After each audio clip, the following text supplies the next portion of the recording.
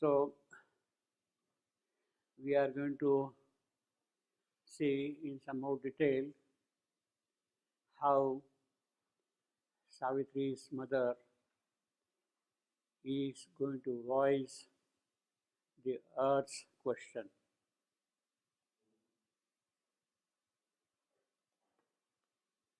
How she going to voice the earth's question?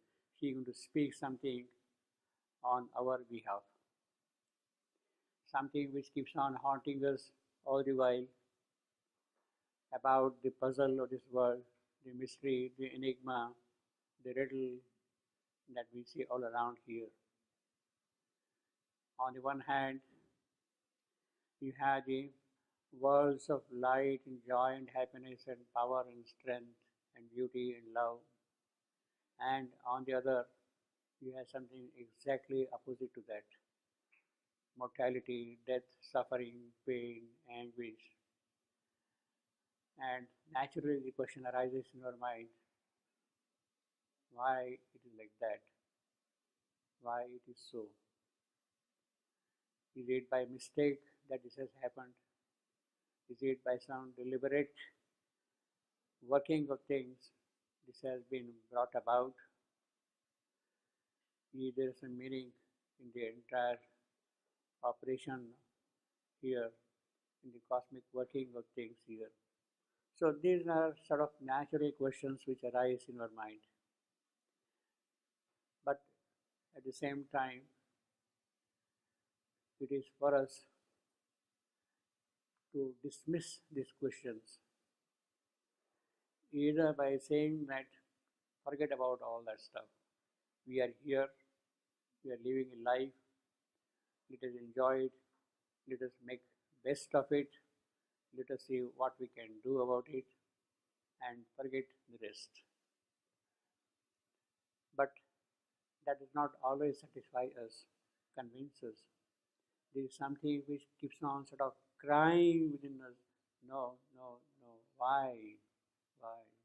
The call for immortality, the call for permanence, the call for joy is always there in us. It may be a very feeble call, it may be a very weak call, but it is there and it does not leave us satisfied with these kind of half answers of things, you see. It keeps on pushing us all the while. You see. Now, it is basically that thing which Savitri's mother is asking Narad.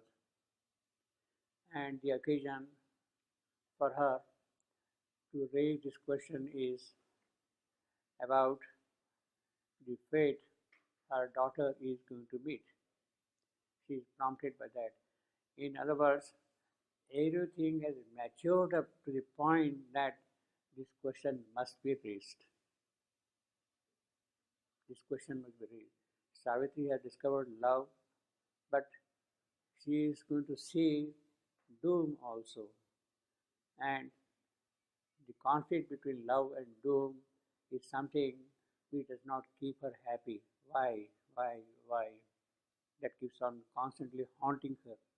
And she wants a real and authentic answer for this earth's question. This earth's question. She wants an authentic answer for that. And who could be a better person to answer that question than Narad? He is the right person who can really answer that question. If the ways of God have to be justified to man, that is the question which was posed by Milton in his Paradise Lost, right on the very first page of Paradise Lost, to justify the ways of God to man. That was the question.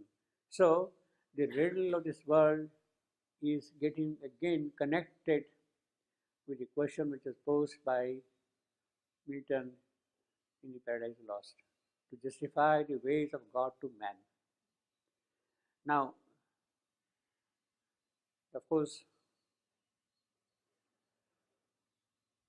it may be rather unkind to say that Milton was putting the whole thing in a very improper manner, with an improper perspective, justifying the ways of God to man. Who is man? That the ways of God should be justified to him. Who is he after all? He is none. Nobody. He has no capacity of any kind. And why should I engage myself to justify the ways of God to man? You find your own solution. You better struggle a little and try to get an answer of yourself. There is no necessity of justifying the ways of God to man. See, that is the natural answer. Now that is the kind of a difference you see in the poetry of Paradise Lost and the poetry of Savitri. He doesn't raise the question in that manner. First question is a basic question: why? What am I supposed to do? What is my urge? What is my expectation? Not the question of justifying. Why? And the whole of description which is there now is in that context.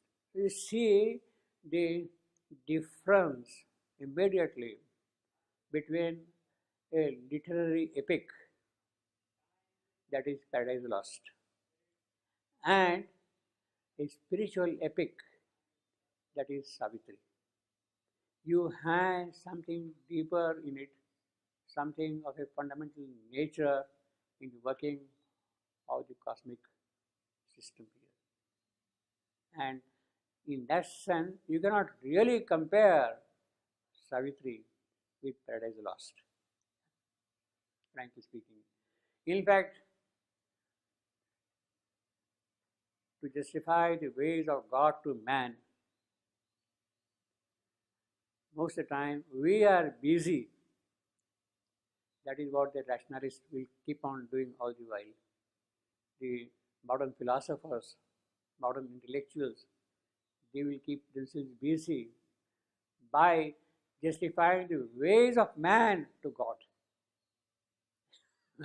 We justify our ways to God. Yes, God should be like this, God should be like this, God should be like that, you see. That is normally what happens, you see. In our case, in the modern rational age, you see, we justify man's ways to God. So God better mend his ways, change his approach or whatever it is, you see. So you can see the kind of completeness which is there in the entire logical development of the answer which is coming here in this context. Aspersion to the inscrutable puff. That is of course a different story, but basically question. That is our basic question all along, you see. And then, as I said, this is a wonderful phrase, passionate like sorrow. That is how the voice of the earth, the question is raised, so passionate. I mean, it is such an intense identification of the human soul with the soul of the earth that it has become a passion. Passion also. Yes, yes, yes. Why? Why all these things? Why? So it is that identity of Savitri's mothers with the earth's soul which is raising this question, and it is in that context Narad is going to say something about that, which is again a very unique thing. Now, these 7 lines, there is a little editorial history behind these 7 lines. A while she lost the spirit's tranquil poise, a while she shared the lot of common souls, and bore the heavy hand of death and time, and felt the anguish in life's stricken deeps. These lines were there in the first edition of Savitri, as they are. But these 7 lines were put as an alternative version in this centenary edition of Savitri, in 1972 edition of Savitri. They were not in the main text, they were given as footnotes, these 7 lines. And then a further thing occurred. In the revised edition, these 4 lines are a part of the text, but these 3 lines are dropped in the revised edition. So like that it keeps on happening. But I think, in my opinion, there is a kind of a completeness in the entire description what we have got here. And it is good that we should go by the first edition of Savitri that we see in that sense. And man's revolt against his ignorant fate. I don't know why. Then of course, as I said last time, ask question, who can answer such a question? Who can really answer such a question? He is not a thinker who can answer such a question. Ask question is not a thinker who can answer, not a philosopher, not a scientist, not a rational being, but a seer. A seer. She is asking us question. She is not asking the question to a philosopher or a thinker or a metaphysician or somebody like that, not rational mind. No, she is asking who knows things directly, who sees things, who has got that drishti, who has got that sight behind all these things which are happening here around. So she is asking that question to the seer. Oh seer! And then she says, us tri-natured life. Us tri-natured life. She is immediately introducing the problem to Narad. What do you say here in this? What do you see here in this world? The conflict, good and bad, happiness and suffering, mortality, immortality. It is already there, split nature. Where from has that come? Death, life. Where from that come? Love, doom. That's a tri-natured aspect of life here. Love and doom. That is the constant theme of Savitri. And where from it has come? Why it has come here? That is the question. Actually, this question is asked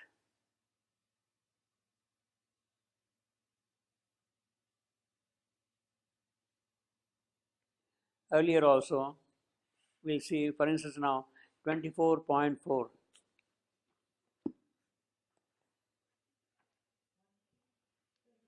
24.4.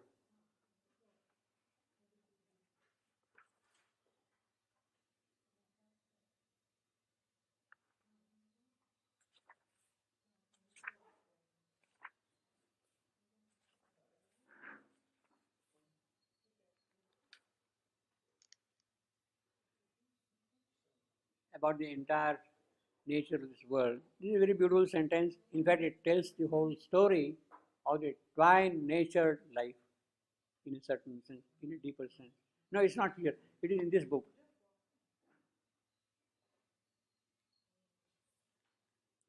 Ascending and descending twixt life's poles. Life's poles, tri-natured life. Ascending and descending from above down below, something rising from below. The serried kingdoms of the graded law plunge from the everlasting into time. From everlasting into time. That is the descending. Then, glad of a glory of multitudinous mind. Why it has plunged? Because it wants to become multitudinous. It wants to become many. It doesn't want to remain one. It wants to become many. Glad of a glory of multitudinous mind and rich with life's adventure and delight. I want new things to happen in life constantly. I don't want to remain static in a given state of happiness. I don't want to remain in a typal world. The gods are happy, people are happy in those respective planes. Gandharva, they're happy, merrymaking all the while. But it is a frozen happiness. It is typal happiness. It does not change, it does not increase, it does not recreate itself in new ways. Therefore, rich with life's adventure and delight and packed with the beauty of matter, shapes, and hues. So he has already described all the three things.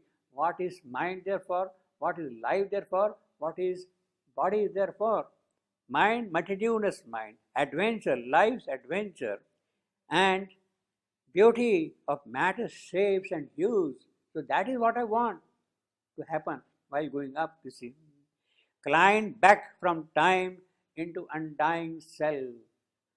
From here, mind, life, matter, they should climb back to the original source from where they had come here. Climb back from time into undying self, up a golden ladder, carrying the soul. So the ladder is carrying the soul up. And along with the soul, then mind, life, matter, physical, they also increase.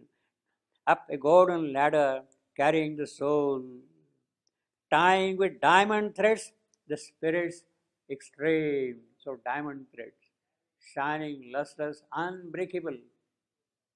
Diamond is the hardest stone or rock or what you want to call it, you see. The hardest mineral, you see. And the two extremes are tied by diamond.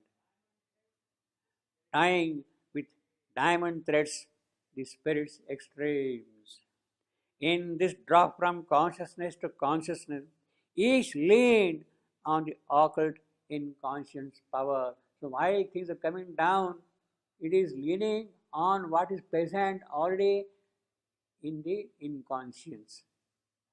It is that support, it is into that inconscience's occult that things are plunging, is deepening. So that from this it opens out to higher power. Each lane on the occult inconscious power, the fountain of its needed ignorance. That is important. If you want to grow year from year, ignorance is the starting point. Without that, things cannot happen. Needed ignorance. As maison of the limits by which it lives. It lives by limits. It has limited itself. So that then only a form, a shape, a name, something like an individuality is created.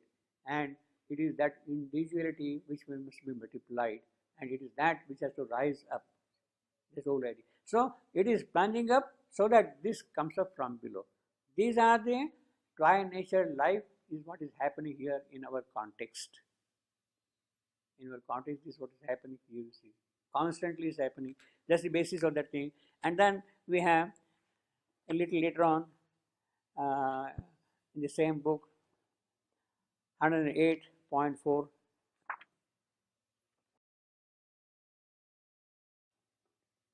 Hidden in the mortal's heart, the eternal lives. Well, that is there. He lives secret, the chamber of thy soul. A light shine there, nor pain nor grief can cross. It goes on. And then later on,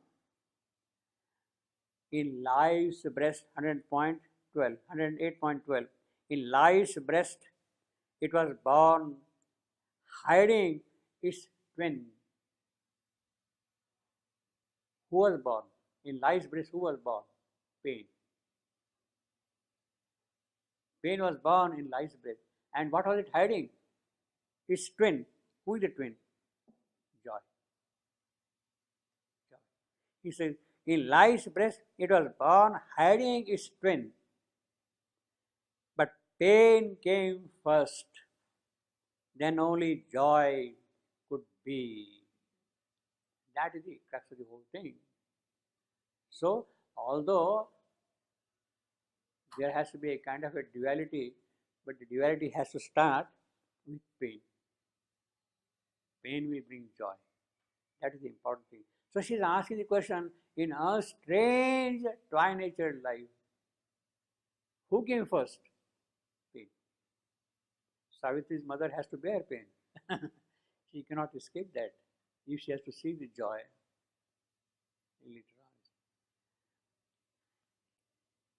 In fact, A little later, we have got this also, 108.16, 16. By pain and joy, bright and tenebrous twins. Bright and tenebrous twins. Pain and joy are the twins, tri-natured life.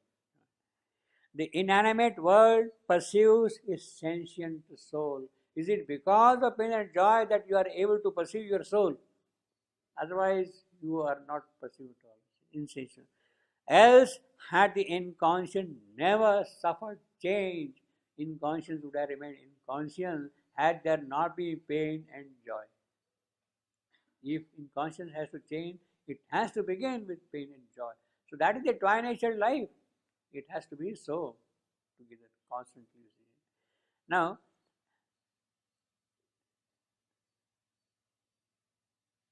by pain and joy, the bright and tenebrous twins. They are the twins, joy and pain. Now, of course, in the strictest analytical sense, it should have been by pain and joy, the tenebrous and bright twins. Tenebrous would stand for pain and bright for joy. But here the order is reversed.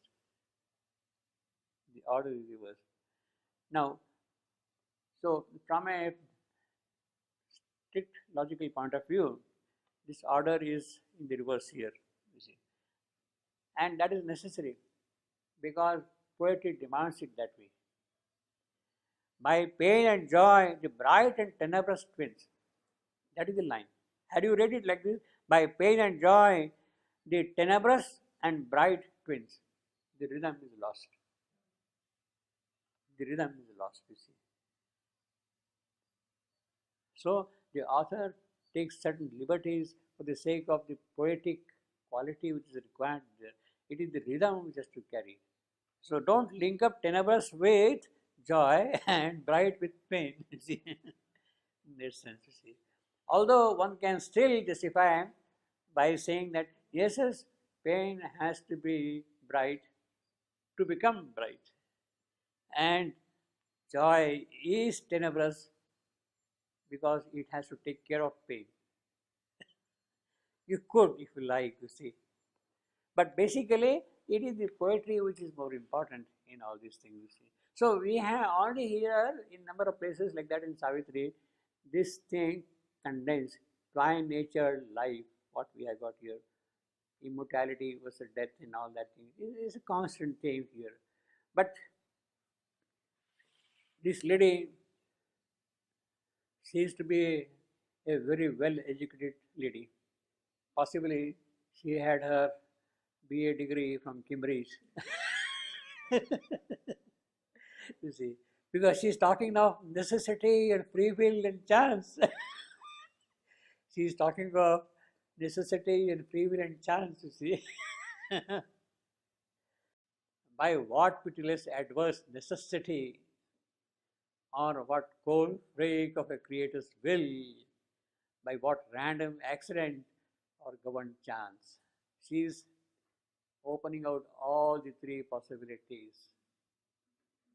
Whether it was a necessity which brought about this tri-natured life, whether it was the Creator's will by which it happened so, or the Creator was helpless and some element of some chance has entered in and created this duality in life, pain and joy. Whether she is leaving all these questions. Necessity is one, Creator's will is another one, and third one is chance. All the three are possible. Now, she is of course going to demand an answer from that, but the way she has posed the question, it means that possibly she has already made up her mind on what to pin down the answer in her own manner. She is convinced of her own answer, but she is putting it in a very general manner. Possibly Her answer is chance. She is voicing us question. She is voicing us question. And what will the earth, what the common human being will say? Well, God is perhaps helpless. He lost control over things and chance overtook things, and it has happened, you see. And this is what happened. This is what happened, you see. That is what she would perhaps argue. Although she is proposing all the three alternatives, whether it is a necessity or whether it is a free will or a chance. Now, these are essentially the Greek ideas of philosophy and nature. Necessity, free will, and chance. They had their origin in Greek philosophy, ancient Greek philosophy. That is why I said, when she has studied in Cambridge, she had done the classicals. Classicals. She has studied Greek, perhaps there, you see. And therefore she is raising these questions, you see. Adverse necessity. Now, what is necessity? That you should create such a tri-natured life. It means that there is a purpose. It has to happen, and therefore I do something. I need, in fact, I am interested in writing something. So there is a necessity for me to have an instrument for writing. I need something to sit upon. There is a necessity for me to have a chair. And then I invent chair. I invent a fountain pen. I invent a ball pen, or whatever you want to call it. Or I invent a keyboard. You see. So it is necessity then which makes you bring about those things. Chair or fountain pen or whatever you want to call it, it is that necessity. Now, the necessity has produced something. All right, pen is required for writing. It can be quill pen, it can be ink dip pen or what you want to call it, or fountain pen or ball pen. Now, it can be a fountain pen of a variety of types. Ball pen, it can be green, it can be blue, it can be yellow, it can be violet, whatever color you want, you see. Now, of that, what I choose? Huh? So now all the choices are there for me. So I am a little puzzled. So possibly there is something like a will in me for a certain color.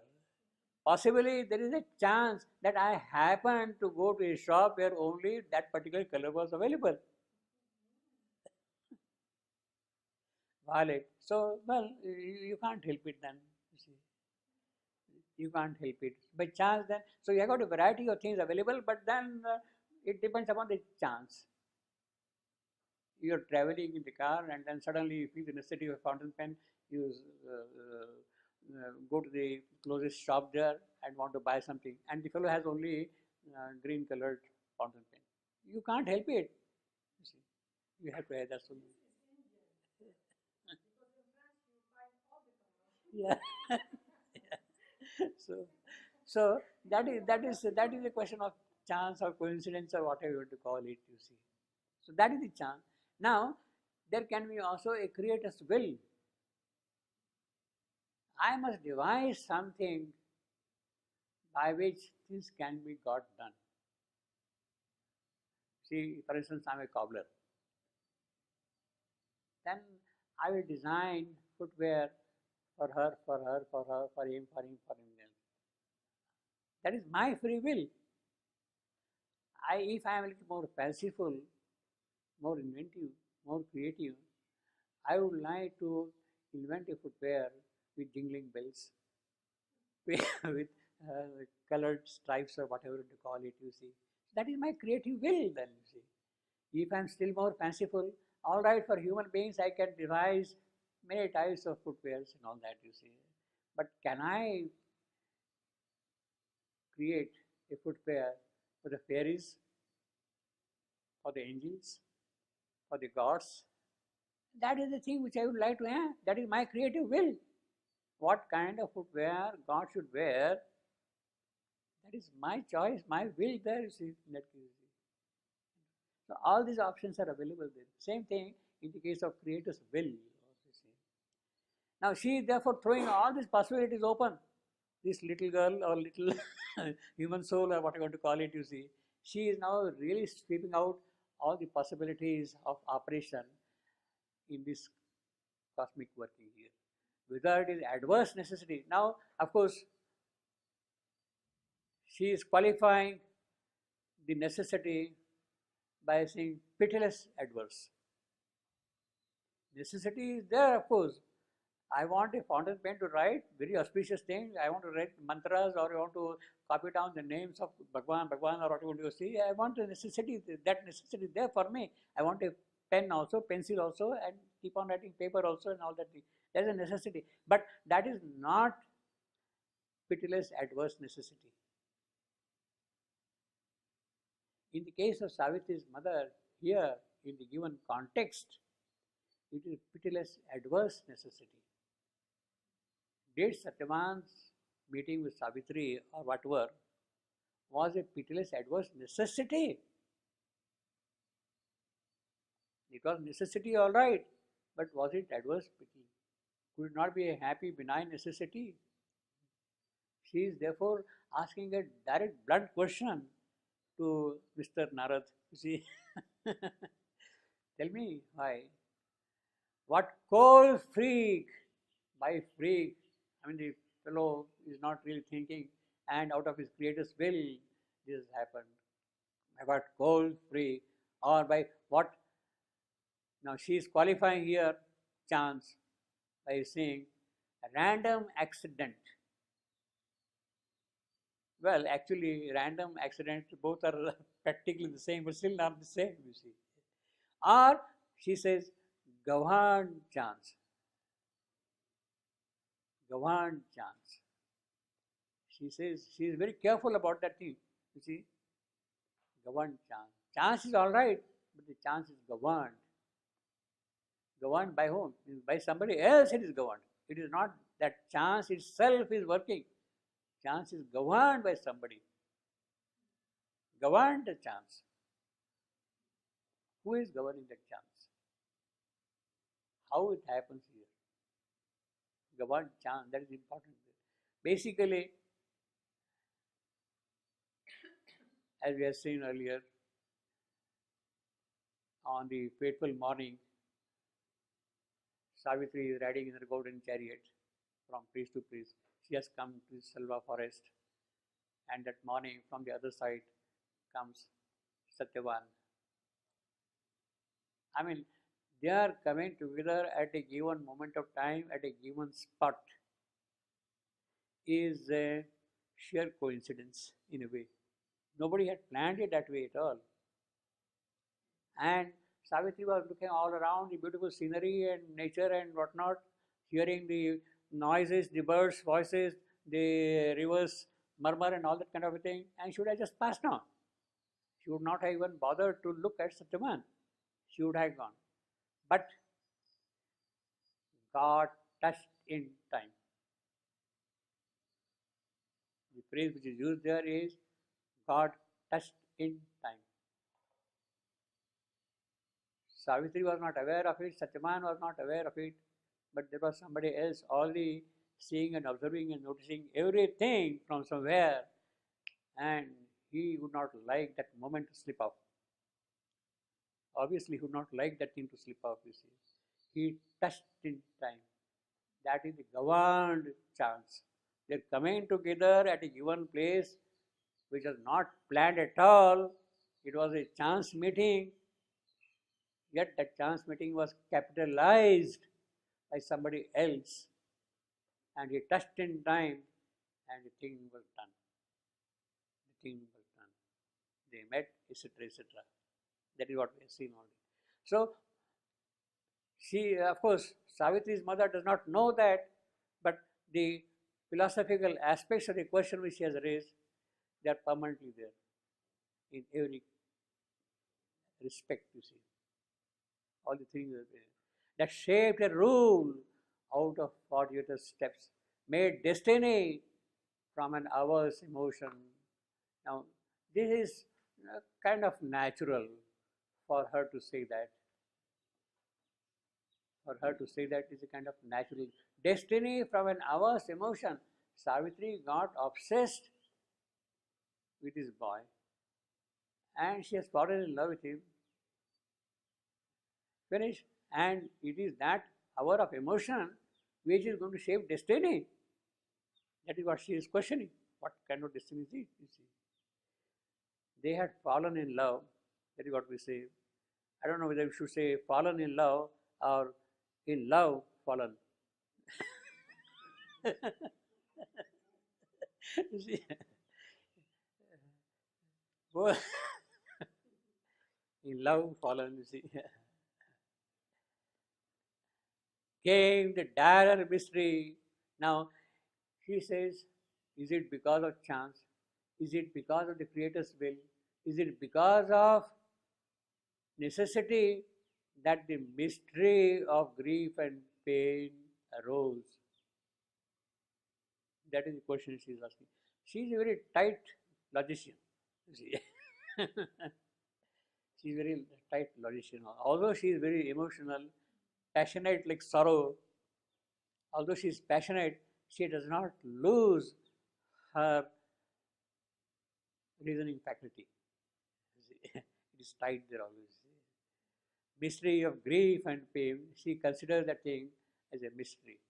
Where from it has happened, how it has happened.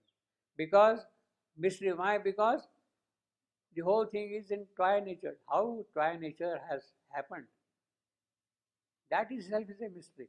If that is granted, perhaps all these things can be understood then. Perhaps all these things can be understood. And then of course she is asking that famous question, is it thy God who made this cruel law? This is a question which we have discussed many times. Is it Mr. Naras, Vishnu, who has given rise to this harsh law of pain and grief in the creation? He is the creator. And as I told you earlier also, this is a bad question according to the mother. This is a bad question to ask. Now she is, but immediately rushing also. See, although she is passionate like sorrow, her reasoning faculty is not absent. Is it thy God or some disastrous power? Is it God or something has happened? Because she is talking of necessity, chance, free will, all these things are there. So in that context, she is keeping the option of disastrous power also, marring the work of God, spoiling the work of God, stands helpless to defend or save. And then, as I said last time, a fatal seed was sown in life's false start. Life's false start. Before we go to that, let me read what some of the Greek philosophers have said about necessity, free will, and chance. Because that is very pertinent. She is a learned lady, so let us at least open the encyclopedia and see what it's all about, you see. You see. There is no free will in randomness, obviously. There is no free will in randomness. There is no free will also in determinism. If there is a cause and effect law going to follow, free will is not present there at all, you see. You have to go by Newtonian law. An effect is produced because of a cause. It is only a certain force which will produce an action. So there is a determinism in that, and there is no question of free will in the deterministic formulation of philosophy. Same way, if everything is random, chance, there is a question of free will there. There is no question of free will there at all. So they say that if there is a free will, it means that it cannot be determinism, it cannot be free will, it cannot be the randomness. there is free will, you see, and vice versa. Behind all change, there are rules and laws. This is what Heraclitus says. Heraclitus is the philosopher of flux, changing time, changing time. You cannot step in the same water twice. The river is flowing, you just put your step in that. You can't put your step again in the same water because the water has gone away. Some new water has come here, you see. New water. You cannot step in the same water twice. If therefore there has to be a change, then that change is to be governed by rule or law. In other words, he says that it is not random, it is not free will. He is a kind of a deterministic person. Then we have Democritus. He wanted to wrest control. You see, what is free will? What is God's will? What is chance, etc.? It means that you are mortgaging your responsibility to somebody else. God is doing something. माँ बनाएगी जो चाहिए होगा. Mother will take care of me. You are abdicating your own responsibility, your own commitment to do things. You can't simply say, Mother will take care of everything. You have a certain responsibility to do. You have to do something. Then she will take care of it. You have to do something of your own, then she will do something. You can't say that Bhagwan banayega, see, God will take care of everything. It's not that. Now that was the thing which was prevalent in the mythological age of Greek. The Olympian gods, they determined the fate of the war. They determined the fate of war. Whatever quarrels were happening there, they were transplanted here on earth. That is how it happened. So, now that was the earlier formulation, that it is Creator's will that everything will happen. But it is not there. Democritus says, no, it cannot be. It means that you are abdicating your own responsibility in life. It cannot be. There are certain factors which you have to take care of yourself and you have to participate in those happening. Democritus wanted to wrest control of man's fate. Man's fate is not governed by God in that sense. He wants to take control of the fate himself. Man must take control of his fate, basically, and make as more responsible. It is only by taking control of fate yourself that you become a more responsible person. If you want to really grow, develop your own personality, you have to take control of your fate and then do things. Otherwise, it will happen from above. No. Makes more responsible for his own action. Man must be responsible for his own action. He must reap the fruit of his action, good or bad, whatever. Then only he can really progress and grow, which is a very powerful philosophy also, you see. That led to physical determinism. So, naturally, Democritus, when he says that, it means that it becomes deterministic. You do this, this will happen, this will happen, this will happen. Now, it is a kind of a materialist philosophy. The laws of matter are governed, the matter is governed by certain laws and it will follow those laws. In the same manner, you take control of it. It is not that God will come and shape matter by itself like this, like this, like this. It has to be governed and done like that. In fact, Democritus is the first philosopher who spoke of the will of the atom, of matter, in that sense. And it is that which will happen. It is governed by certain law. So, for him, what is supreme is the law of nature. You follow law of nature and it will unfold. You are responsible for that, not from other chance. No question of chance, free will, nothing you see. Then we have Leucippus. Nothing occurs at random. He said, straightaway says, nothing occurs at random, but everything for a reason, by necessity. There must be some cause other than accidental. For anything to happen, there must be some cause than accidental. That is what Aristotle says. Some cause other than accident. Well, yet there are accidents. There are accidents. Sri Aurobindo slipped over the tiger skin and broke his right thigh bone, not left, as I told you. Right thigh bone, you see. It's an accident, you see. But was it really an accident? Not at all. In other words, behind what we see things, there are other forces which are operating, of which we will not have knowledge. There are occult workings of things.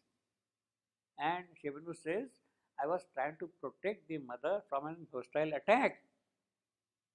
And he says, I forgot to take care of myself.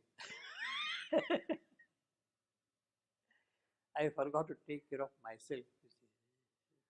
Well, that is a way of saying, forgot to take care of myself.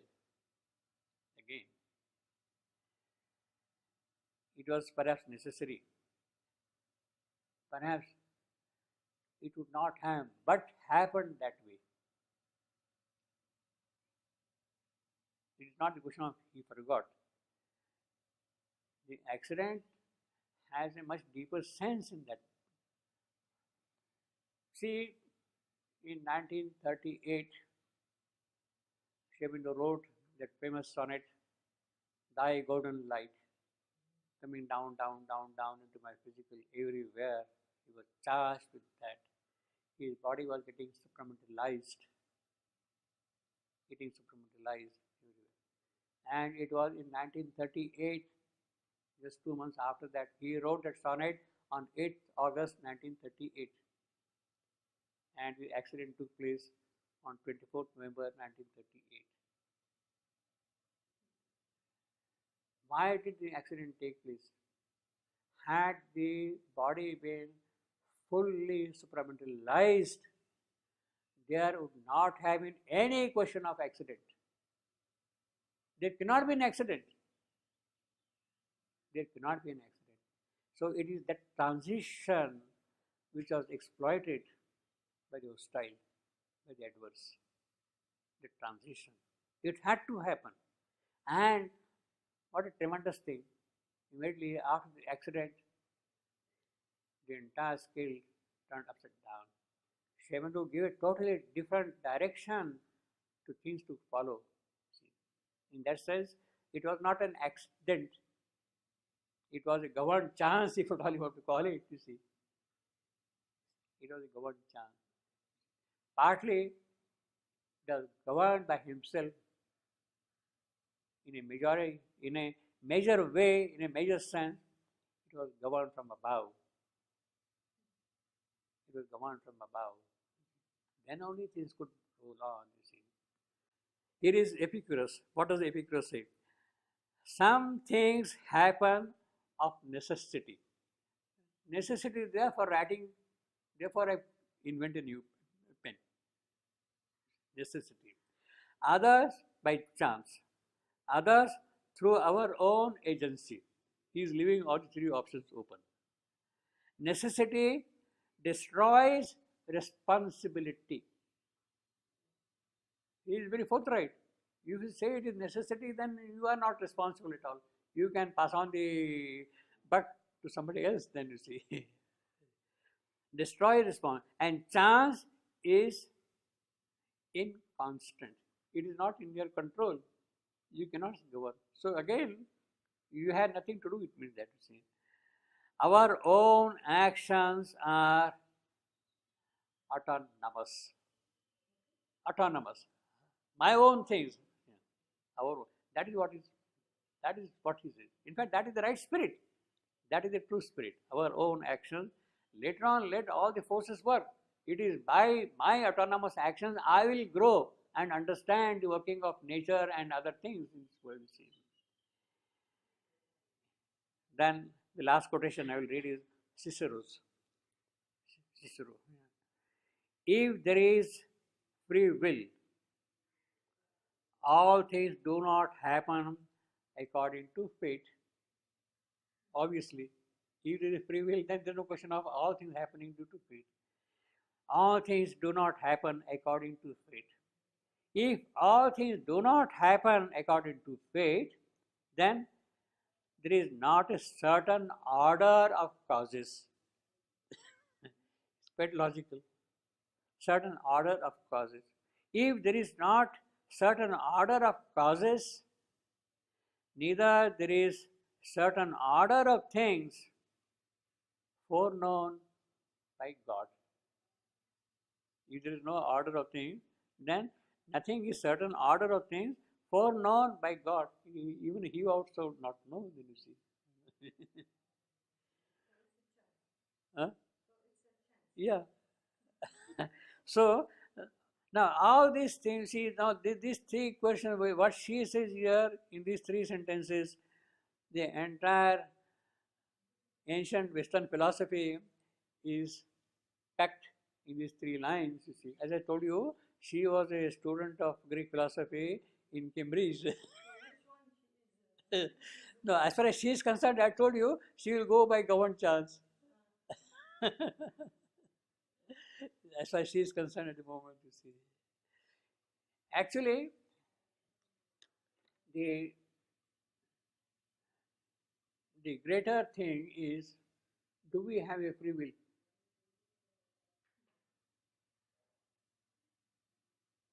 Frankly, we don't have a free will at all. We are constantly governed by nature. You say that I like this tea, I like that food, I like this thing, that thing. No, it's not that. Your physical body, you are built up, all those things, they will absorb, they will accept only that kind of a thing, and therefore you say I like.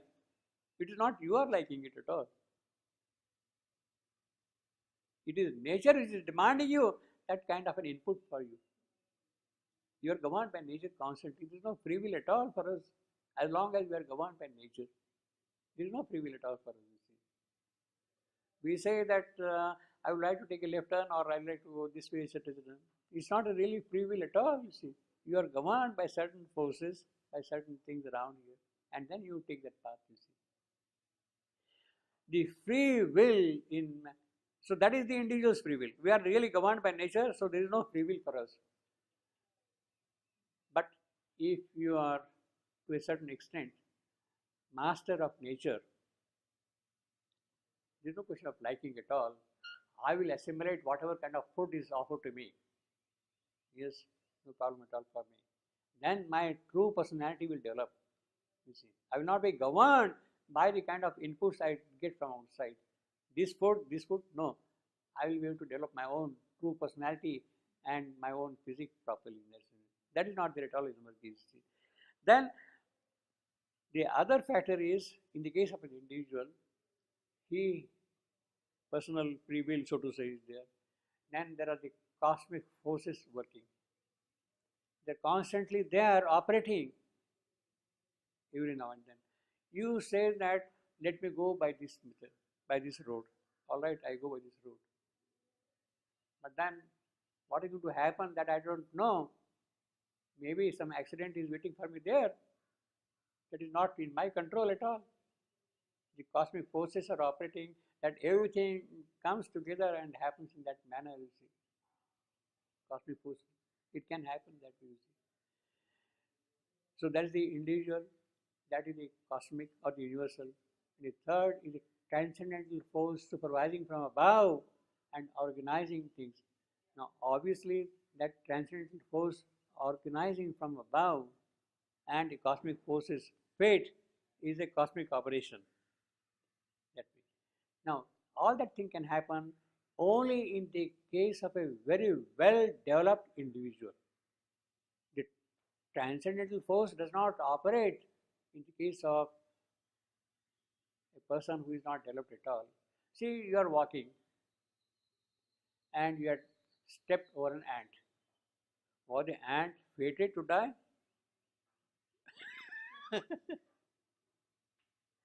Was it fated to die?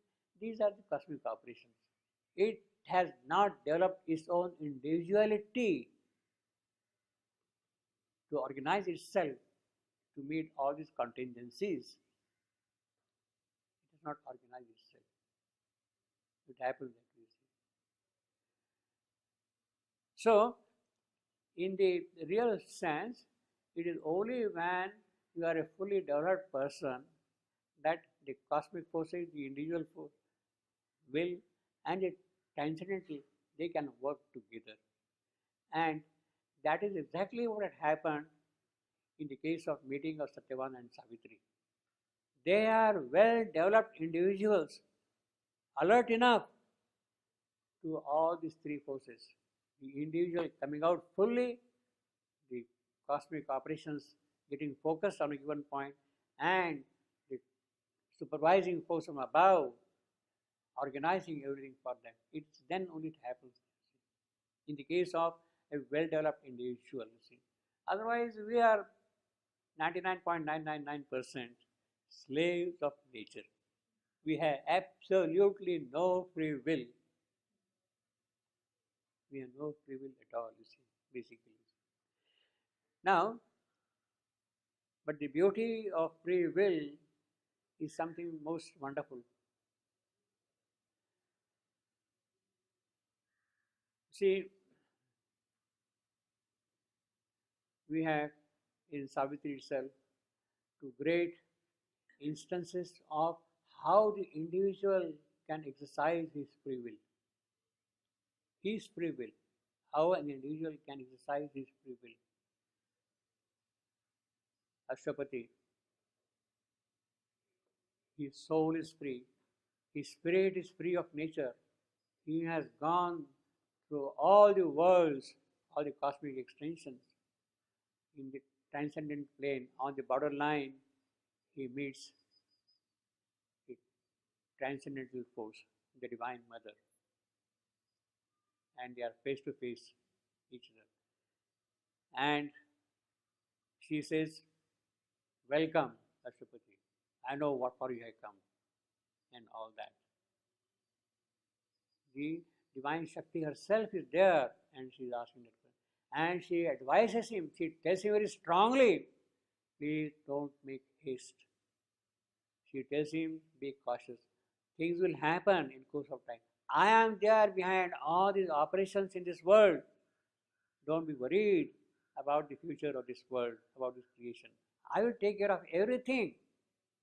Don't be impatient. She says, don't be impatient. Because if you become impatient, it can prove calamitous. It can prove disaster. Earth may not be able to bear my pressure, and the whole thing will collapse. She gives him very sage advice to Ashwapati. Now, an ordinary soul would say, yes, your will. Divine Mother, it is your will. I accept what you say. But Ashwapati is Ashwapati. He argues with her. And he says, I am sorry, I am not going to accept your advice, your suggestion. I will exercise my free will, my choice. And he says, ultimately, if things had to change here, it is necessary that you take a mortal birth. You must come down here to take the charge of this mortal creation. He imposes his free will on her will. Now that is kind of a greatness of the true free will. With that free will, it needs a lot of tapasya to exercise your free will and argue with God Himself. I am sorry, I reject your suggestion. Please do like this, like this, like this. And he tells her, he gives a complete recipe. Do this, do this, do this, do this. And she says, yes, I will come down, and things will change in that time. Now that is kind of a free will which comes only with great tapasya. Great tapasya. It cannot come otherwise, you see. Now, we have to grow in that. Then it is real free will. So you can really argue with God there, and God does not get offended. In fact, He wants the authentic free will from every individual. From every individual. It is not that it is one single will of the Supreme which has to operate in this creation. There has to be a multiplicity of truth expression. Each individual has to have his own truth expression in his own manner. The truth expression should come out individually for each individual. So he has to exercise his true individuality by acquiring that free will. Then the real individual is born. Then the real individual, not until then. That's the real birth of the individual, you see. That is what God wants. He says it's not a kind of a blanket statement. You do what I say. No. You have to exercise your free will in the truth will. And the truth will can be in many dimensions. You want to express beauty? Express beauty. You want to express joy? Express joy. It can find its own world of expression. This can find out its own world of expression. And they need not necessarily clash with each other because they are in the truth world. The truth expression of joy and the truth expression of truth, they will not conflict because they are truth expressions. They will not conflict. And that is the true individuality which one has to acquire, you see. That comes only after great tapasya. That is the great example of Pashupati approaching the Divine Mother and arguing with her. You see, arguing with her. Very forcefully, he says. And she says, "Oh, strong forerunner." She says, "Oh, strong forerunner." She wants that. She wants a strong forerunner. Now, the same thing happened in the case of Savitri also. Savitri is face to face with the Supreme. And the Lord tells Savitri, "Savitri, you have done a wonderful thing. You have cut a door to the void and come into the transcendental world. Something which had never happened in the entire history of this creation. Cutting through the void door and entering into the transcendental region. It had never happened." She says, "Savitri, you have done a wonderful thing. Be happy here. You are here with your Satyavan. Be happy here. Remain here in this happiness. Enjoy the bliss of this world here, of this transcendental." Savitri says, "I am sorry, sir. I don't want that. I don't want that happiness. Yes, I am with my Satyavan, but I want, whatever I want is not for myself and for him. I want for the soul of the earth. I want, whatever I want is for the soul of the earth." She insists upon that.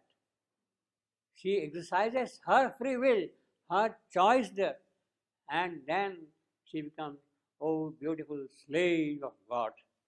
Then she becomes this beautiful slave of God at that point, you see. Yes, we have fulfilled my will. Whatever is required is for the sake of the earth. So Savitri is exercising her true free will at that point and demanding that thing. So that is the kind of a tapasya one has to do. One has to have an object. What for all this, etc., etc., and stick on to that. Now that kind of a free will comes with great tapasya only, you see.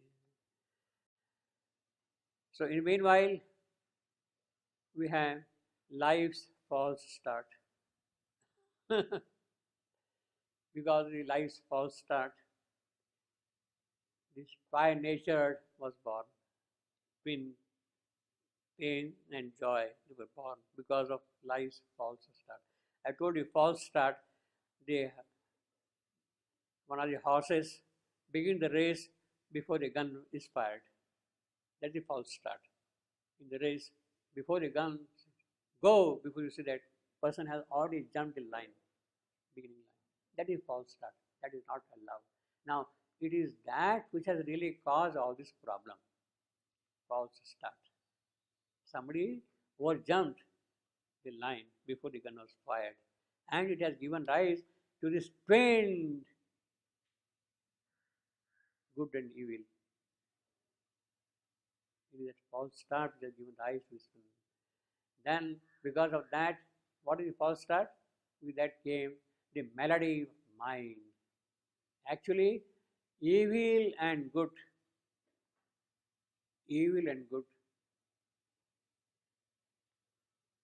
came with the appearance of mind. Evil and good came with the appearance of mind. In the pure physical world, there is no evil, no good. Mountains, rivers, trees, even trees also, you see. There is no evil and good. They follow their own natural course of things, you see. They don't argue with that. Even in the case of the animals, when a tiger is eating a deer, it doesn't apply moral considerations. Should I eat or should I not? Whether it is a bad thing or a good thing, it isn't question. It is, that's all. And the deer also becomes happy to become a part of a larger vital. Tiger's vital is larger than the deer's vital. It feels that it got absorbed into a larger vital. So in that sense, it feels happy. So there is no question of evil and good there, you see. It is a law. A cat will eat a rat. Well, there is no question of argument there at all. It had to happen that way. But but the moment mind came, then you start arguing.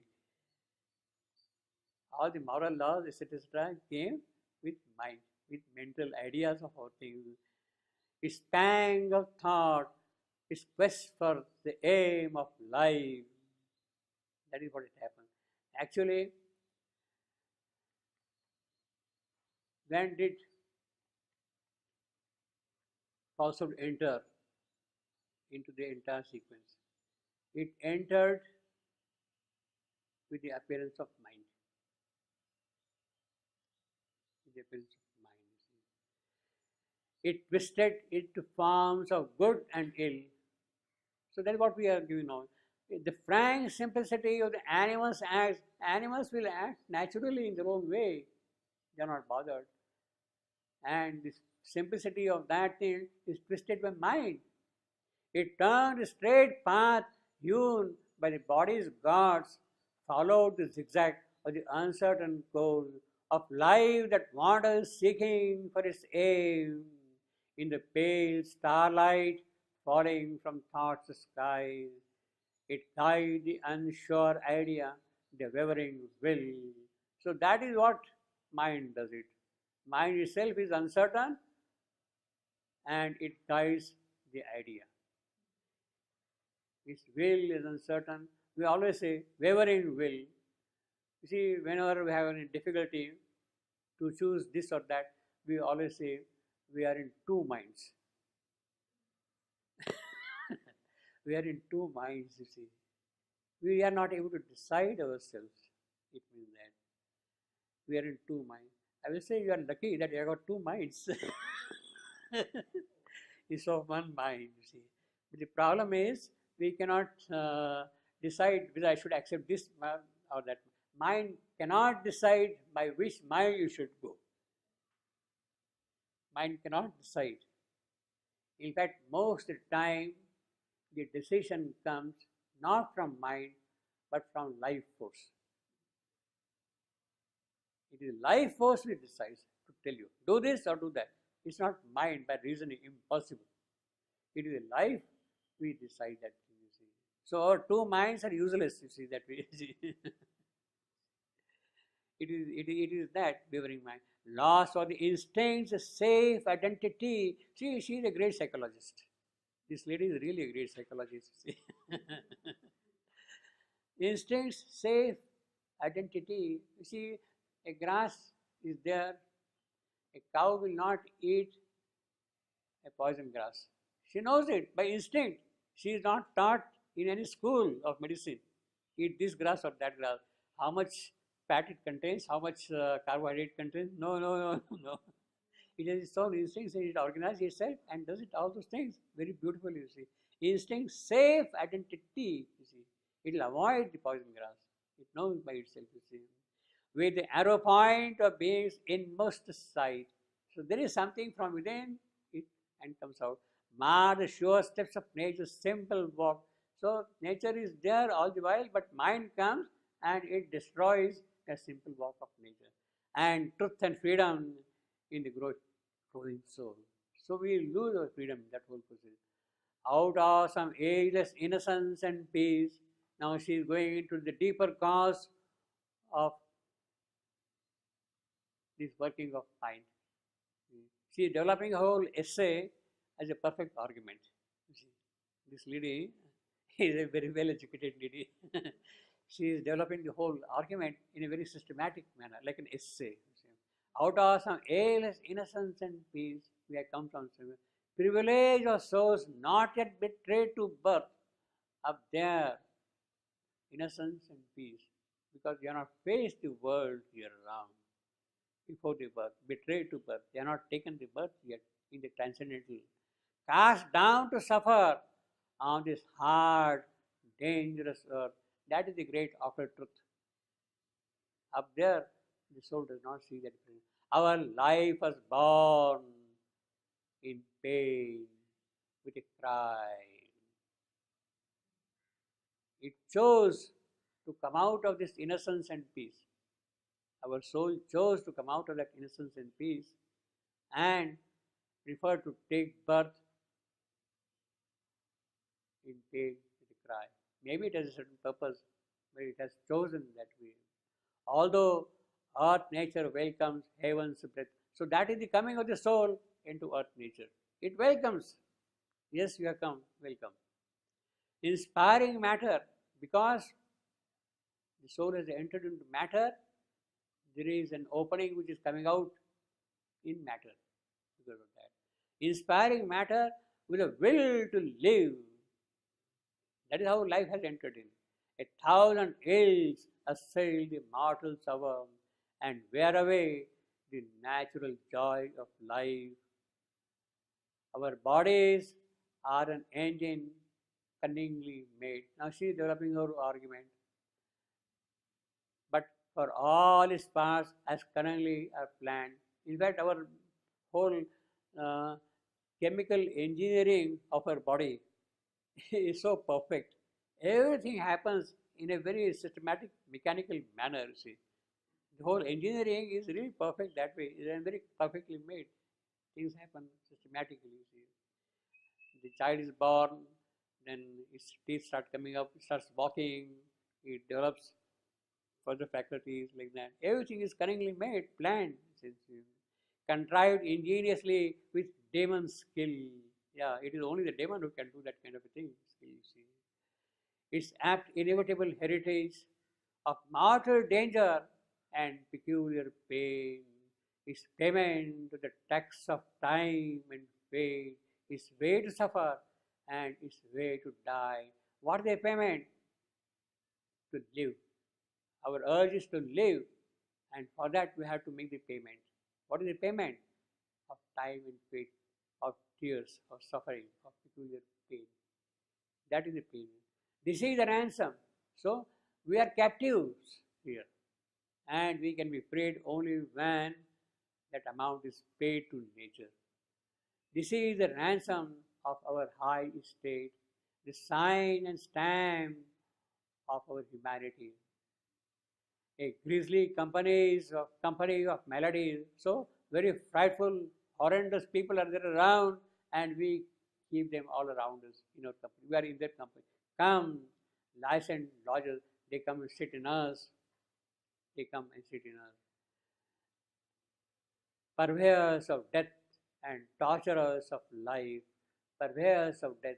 These lodgers who are sitting in us, they are the suppliers of goods to us, good to death. They supply all our things to as payment to death. Means we are being led to death and torturers of life. They are the purveyor. Purveyor is basically the royal supplier of provisions. King is there and he needs all the provisions to maintain the household, the palace or whatever it is. The person who supplies those things is called the purveyor. So here these are the purveyors, they supply the food of death to us, you see. In the Maryland hollow of the world, in its subconscious cavern passages. We'll see these things in more detail later on, but let us go further up. She is asking now a few pointed questions, and we'll see that thing again in more detail. She is describing the entire state of man, the way in which we live and do things. All war, peace, quarrel, she is describing the entire history of man. And then finally she is coming that all is an episode in a meaningless tale. She is summarizing the entire history of man in one single line. A meaningless tale. What is it all for? We are living here. It is a tale which has no moral, which has no outcome, nothing, you see. Is it a meaningless tale? She is summarizing. And then she is going to ask a few pointed questions to Narad. She is going to ask a few questions to him. She is saying, now all is an episode in a meaningless tale. Well, it is a kind of an echo of Shakespeare's line, you see. Shakespeare. So she has read Shakespeare also, you see. This lady, you see. And then she says, why is it all? This is the story of man, of humankind. Why is it all? This suffering, this pain, this sorrow. Why? She is asking that question. Please let me know. Where from are we here? Are we born from here or we come from somewhere? If to some being of eternal bliss is our spirit's destiny, if our spirit's destiny is to some other being, or some still impersonal height of endless calm, she is anticipating that thing, that our destiny is to return to something, that our objective is to reach a height of endless calm. She is giving alternatives. She is giving alternatives. If that is our destiny, because she is arguing also, because from that we have come and to that we go back. She has read Upanishad. She has read Taittiriya Upanishad. From Ananda we have come, in Ananda we live, to Ananda we go back. She has read that thing. We have come from that, we live in that. She has read Taittiriya Upanishad also, you see. Since that we are, and out of that we came, whence rose the strange and sterile interlude. That is a dramatic question. From the world of bliss we have come, to the world of bliss we go. Then where is this interlude from? Why this grief then in between? Whence rose the strange and sterile interlude, lasting in vain through interminable time? As it is no end to that, you see, it is going on and on. So that is her question. Then she says, or if these beings must be, and their brief lives, what need had the soul of ignorance and tears? Why pain? Why suffering? Why? She is asking that question, you see. What is the need of that, you see? Whence rose the call of sorrow, and call for sorrow and for pain. Wherefrom it has come? Or all came helplessly without a cause. She is exhausting all the possibilities in the question. Or all came helplessly without a cause. Somebody marred the work and it happened. What power for the immortal spirit to birth? Immortal spirit to birth. Who could compel the immortal spirit? Immortal spirit is not bound by any law, by its own right. It can exercise its own choice. Then who has compelled it to take birth? Who has compelled it? The eternal witness, once of eternity, a deathless sojourner with transient scene. He has come here in the transient scene. He camps in life's half-lived obscurity. Why is he sitting here in this camp of night, amid the debris of his thoughts and dreams? If that is the case, or otherwise, or who persuaded it to fall from bliss? If he has not come of his own choice, who persuaded him to take this birth and forfeit his immortal privilege? You see, it was free, immortal, but who has persuaded, made him, compelled him to do that kind of a thing? You see, who laid on it the sealess will to live? If he has own free choice, then the question of somebody imposing his will on him, who has led them? Who is stronger than him? A wanderer in his beautiful, sorrowful world, and bear his load of joy and grief and love. Who has compelled him to do that thing? So she's asking a series of questions like that, you see. Or if no being watches the verse of time, if nobody has compelled him, what hard impersonal necessity? Again, she's coming back to that question. By what necessity he has taken this birth? If it is not necessity, if this is not the case, then a great illusion has been the stars. This whole world is Maya, Mithya, illusion.